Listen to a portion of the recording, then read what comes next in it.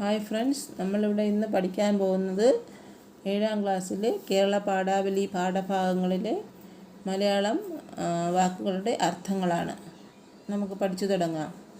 ആദ്യത്തെ വാക്ക് അഗാധം. അഗാധം എന്ന് പറഞ്ഞാൽ ആഴമുള്ള. അഗാധം ആഴമുള്ള. ആജ്ഞേയം അറിയാൻ സാധിക്കാത്തത്. നമുക്ക് അറിയാൻ സാധിക്കാത്തതിനെയാണ് അജ്ഞേയം എന്ന് പറയുന്നത്. അഞ്ചിക്കുഴയുക, നാണിച്ചു പോവുക. അദൃശ്യം കാണാനാവാത്തത്. നമുക്ക് കാണാനാവാത്തത് എന്ന് പറയുന്നതാണ് അദൃശ്യം. അനഭിമതം ഇഷ്ടമില്ലാത്തത്. അനിർവചനീയം വിവരിക്കാനാവാത്തത്, നിർവചിക്കാനാവാത്തത്. അനിർവചനീയം എന്നാൽ എന്താണ്? വിവരിക്കാനാവാത്തതെന്ന് പറയാം, നിർവചിക്കാനാവാത്തതെന്നും പറയാം. അന്തം എന്ന് പറഞ്ഞാൽ അവസാനം. അന്തം അവസാനം.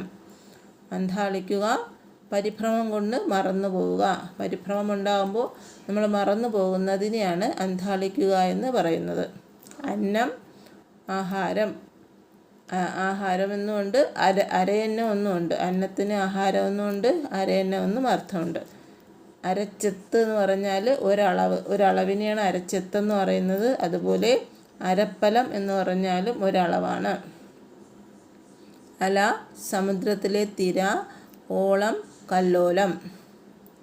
അഴകെന്ന് പറഞ്ഞാൽ അതിൻ്റെ പര്യായ പദങ്ങളാണ് ഭംഗി, സൗന്ദര്യം, ലാവണ്യം. അസാരം എന്ന് പറഞ്ഞാൽ അല്പം. അസ്പൃശ്യം തൊടാൻ പാടില്ലാത്തത്. ആച്ഛാദന ശൂന്യം എന്ന് പറഞ്ഞാൽ എന്താണ്? മറവില്ലാത്തതെന്നും തുറസായതെന്നും അർത്ഥമുണ്ട്. ആട വസ്ത്രം. ആരാൽ എന്നാൽ അകലെ അല്ലെങ്കിൽ അടുത്ത്. ആരാൽ എന്നാൽ എന്താണ്? അകലെ, അടുത്ത്. ആഴി എന്നാൽ എന്താണ്? കടൽ, സമുദ്രം, സാഗരം. ആഴിയുടെ അർത്ഥങ്ങളാണ് കടൽ, സമുദ്രം, സാഗരം. ആശ്ലേഷം കെട്ടിപ്പിടുത്തം. ഇത്രടം. ഇത്രടം എന്ന് പറഞ്ഞാൽ ഇവിടം വരെ. ഇലച്ചാർത്ത് ഇലകളുടെ കൂട്ടം. ഈറൻ നനഞ്ഞത്. നനഞ്ഞിരിക്കുന്നതിനെയാണ് ഈറൻ എന്ന് പറയുന്നത്. ഉടയാട വസ്ത്രം. ഉടൽ ശരീരം, കായം മേനി.